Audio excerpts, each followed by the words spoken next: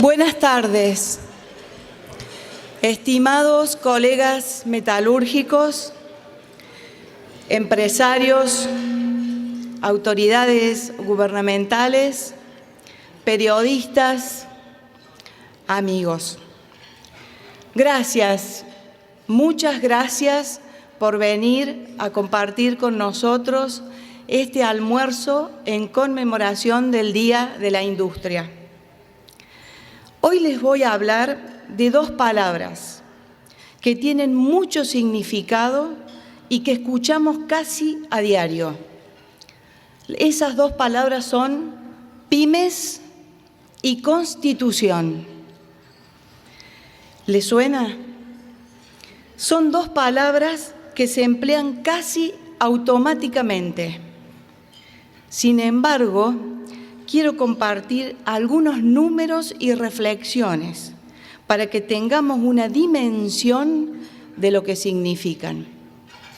En Argentina, los fundamentos de su sector industrial los construyeron las pymes, surgidas de la gran corriente inmigratoria del siglo XIX. Según datos del Ministerio de Trabajo de la Nación, el total de empresas del país es de alrededor de 610.000. A su vez, las pymes representan el 99% de ese total de empresas. ¿Escucharon bien? 99% son pymes. Esas pymes participan del 60% de la generación de empleo y del 45% de la producción de riquezas. Profundizando todavía más, de esas 610.000 empresas, el 86% tiene menos de 10 empleados, el 11% menos de 50 empleados, el 2% entre 50 y 200 empleados y solo el 1% tiene más de 200 empleados. Todas esas empresas son argentinas, nacieron y crecieron en este suelo. A ello cabe agregar que el 62% tiene menos de 10 años de vida, o sea, son empresas jóvenes con ganas y decisión de aprender y de crecer. Nos preguntamos, ¿por qué no brindarles verdadero apoyo para que crezcan, se capaciten en su rubro y se desarrollen? Bajando la irritante burocracia y tantos trámites y papeleo complejo e innecesario que padecemos. Además, hoy estamos sufriendo los embates de procedimientos fiscales, juicios laborales, utilización de certificados médicos falsos, juicios por el artículo 212 y otros en contra de las aseguradoras de riesgo de trabajo, un seguro que pagamos rigurosamente para estar protegidos de las contingencias. Y estas entidades nos responden aumentando las alícuotas por temas que las propias ART deberían responder y no trasladarlo a las pymes, como lo hacen, porque en definitiva terminamos pagando el costo judicial. Pregunto, ¿podríamos pensar en crear una ART metalúrgica?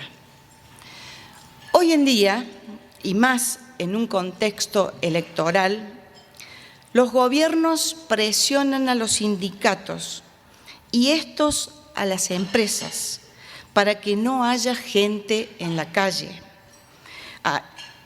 Entonces nos vemos obligadas a mantener el personal, a no poder realizar las reestructuraciones necesarias y eso en muchos casos ha llevado a la quiebra a varias empresas.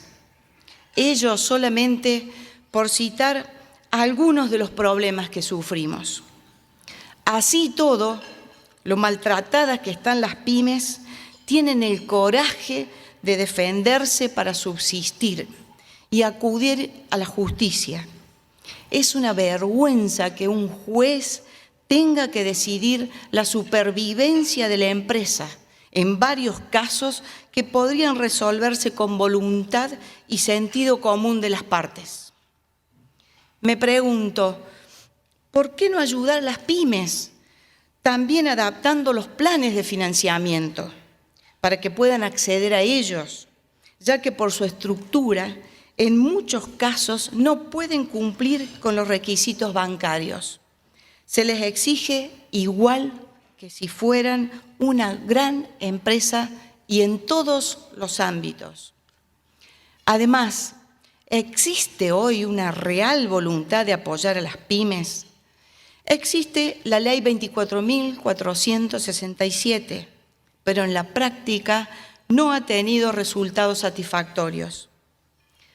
Otro dato, que es todo un dato, es que el 55% del total de las empresas de Argentina son unipersonales. ¿Escucharon bien? 340.000 empresas son unipersonales.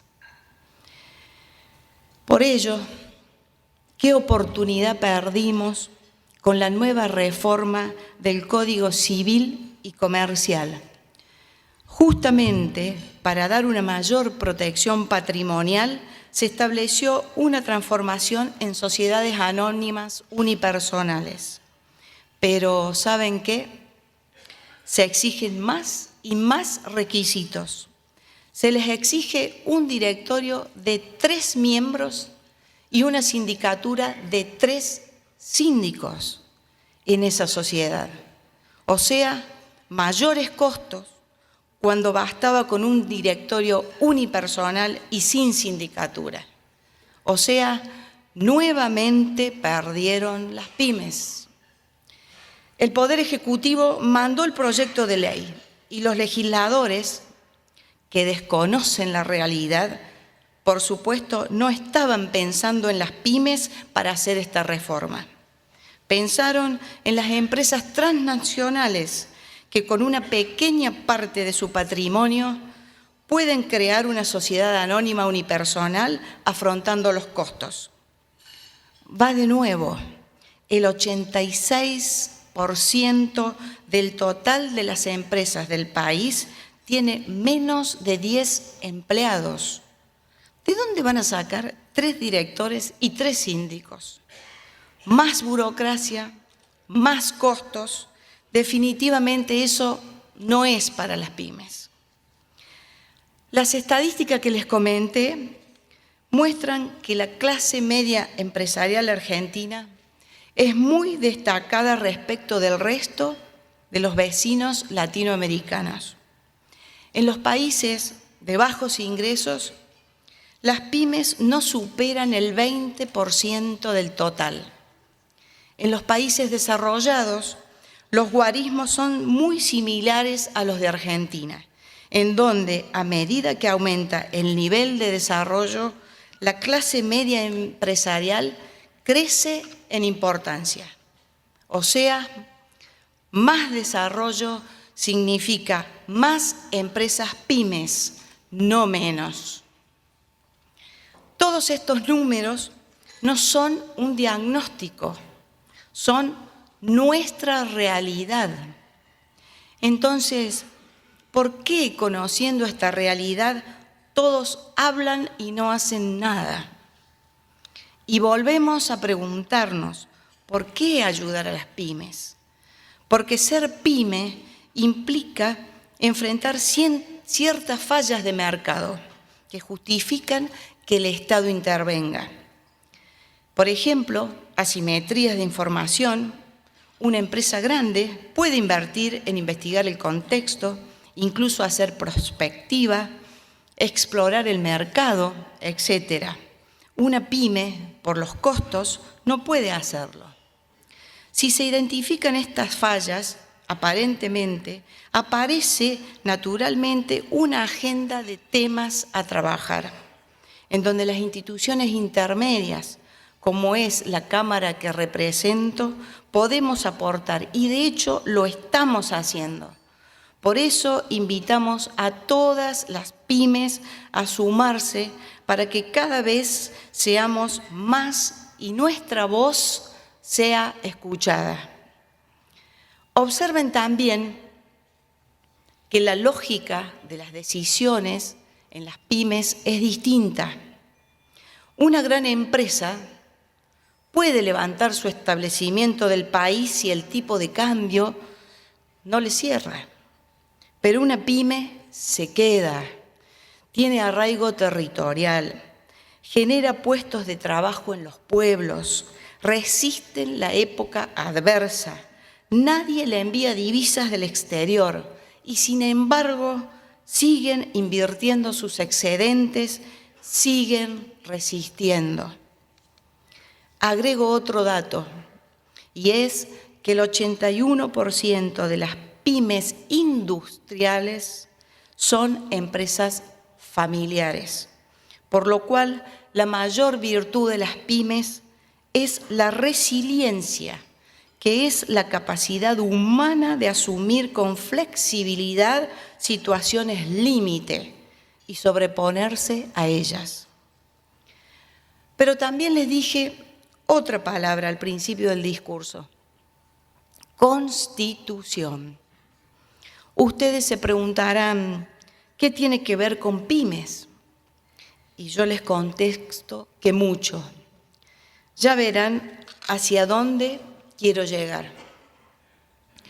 Vale la pena recordar que el concepto de constitución puede encontrarse en la formulación de Aristóteles, quien llama así a la organización o el orden establecido entre los habitantes de la ciudad. Pero no hubo en el mundo antiguo una constitución que preservase los derechos esenciales del hombre.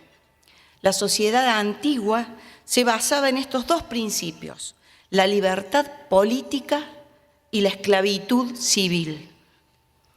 La génesis del constitucionalismo fue en Inglaterra, en donde los nobles terratenientes querían protegerse del absolutismo del monarca que siempre los avasallaba.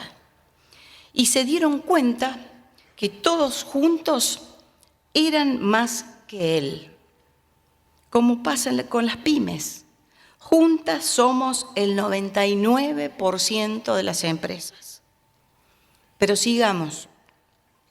En el año 1215 nace la Carta Magna, considerada como uno de los pilares fundamentales del constitucionalismo y la base del progreso futuro de las libertades públicas en Inglaterra, así como el cimiento de su grandeza. De esta manera se llega en 1689 al triunfo definitivo del Parlamento sobre el monarca, en el llamado Bill of Rights. Decía John Locke, quien puede considerarse como uno de los grandes teóricos del sistema democrático, que el hombre vive en un estado de naturaleza en paz y luego pasa, por medio del pacto o contrato social, a organizar un cuerpo político gobernado por la voluntad de la mayoría, en donde el pueblo sigue siendo soberano.